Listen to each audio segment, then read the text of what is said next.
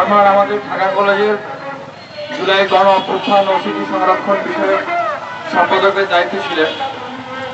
সে উত্তরাতে বিপ্লবী ভূমিকা পালন করেছে। এভাবে করে ঢাকা বিশ্ববিদ্যালয়ের সাম্য, জগন্নাথ বিশ্ববিদ্যালয়ের জুবায়ের, ঢাকা কলেজের আরমান, একের পর এক এই বিপ্লবী সহযোদ্ধাদের হত্যাকাণ্ড আমাদেরকে আসলে ভাবাচ্ছে।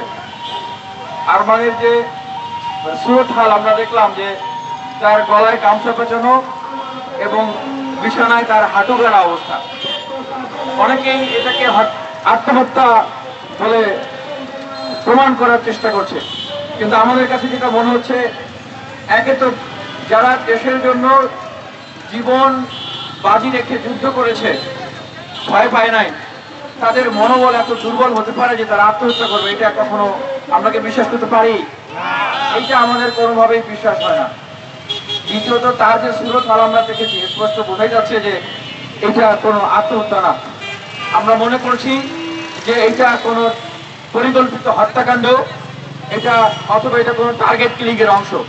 ঠিক এরকম একটা মুহূর্তে বিশ্ববিদ্যালয় ক্যাম্পাসগুলোকে অস্থির করা, অস্থিতিশীল করে তোলার কোনো একটা অংশ, কোনো একটা পায়তারা হওয়ার সম্ভাবনা রয়েছে। তাই আমরা সরকারের প্রতি স্পষ্টভাবে আহ্বান জানাবো যে 24 ঘন্টার ভিতরে এই আরমান হত্যাকাণ্ডের যে রহস্য, সেটাকে যেন উন্মোচন করা হয় এবং দ্রুততম সময়ের ভিতরে বিচারের ব্যবস্থা করা হয়। আরমান ঢাকা কলেজের ফিলোসফি বিভাগের শিক্ষার্থী। এই ঘটনাটা ঘটেছে উত্তরায়, তার গ্রামের বাড়ি হচ্ছে কিশোরগঞ্জ। ঢাকা কলেজে তার জানাজা সম্পন্ন হয়েছে, এখন কিশোরগঞ্জের উদ্দেশ্যে রওনা হয়েছে। আমরা বাংলাদেশের মানুষ, তরুণ ছাত্রছাত্রী যারা আছেন, তাদের কাছে আমরা আরমানের জন্য দোয়া কামনা করব এবং আরমানের যে পরিবার, সন্তপ্ত পরিবার, সেই পরিবারের প্রতি আমরা শোক জানাচ্ছি, সহানুভূতি জানাচ্ছি। আমরা তাদের পাশে থাকবো।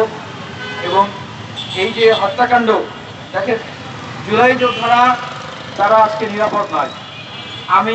আমরা এখানে যারা আছি, বিভিন্ন জায়গায় যারা তরুণরা আছে, আমরা কি আসলে নিরাপদ? যারা একই সাথে আমাদের সাথে কাঁধে কাঁধ মিলিয়ে আন্দোলন করেছে, অনেকেই হয়তো ফ্যাসিলিটেট হয়েছে। এখন দেখবেন যে তারা প্রোটোকল নিয়ে ঘুরে, গাড়ি নিয়ে ঘুরে, তাদের হয়তো জীবনের এখন ভয় নাই, নিরাপত্তা আছে তারা মনে করছে। কিন্তু আমাদের মতো যাদের আসলে এরকম প্রোটোকল নাই, গাড়ি নাই, সংরক্ষিত বাড়ি নাই, তাদের আসলে কি হবে? এই যে 11-14 মাসে এই রাষ্ট্র ব্যবস্থাটাকে যেখানে ঢেলে সাজানোর কথা ছিল, রাষ্ট্রের প্রত্যেকটা মানুষের জানমালের নিরাপত্তা ব্যবস্থা করার এই সরকারের দায়িত্ব ছিল, সেখানে এখন মনে হচ্ছে যে আসলে আমাদেরই জীবনের নিরাপত্তা নাই। এরকম একটা মুহূর্তে আসলে বলতে হচ্ছে যে এই অন্তর্বর্তীকালীন সরকারেরও আসলে সময় শেষ। আমরা একদম কঠোরভাবে ছাত্র অধিকার পরিষদের জায়গা থেকে আমরা হুঁশিয়ার করে বলে দিতে চাই, এই আরমান হত্যাকাণ্ড কোনোভাবে কেউ যেন প্রভাবিত করতে না পারে।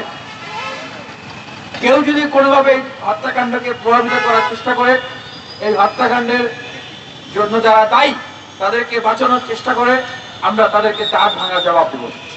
আমরা আবারও বলছি যে আরমান হত্যাকাণ্ডের যে রহস্য 24 ঘন্টার ভিতরে সেটাকে উন্মোচন করতে হবে।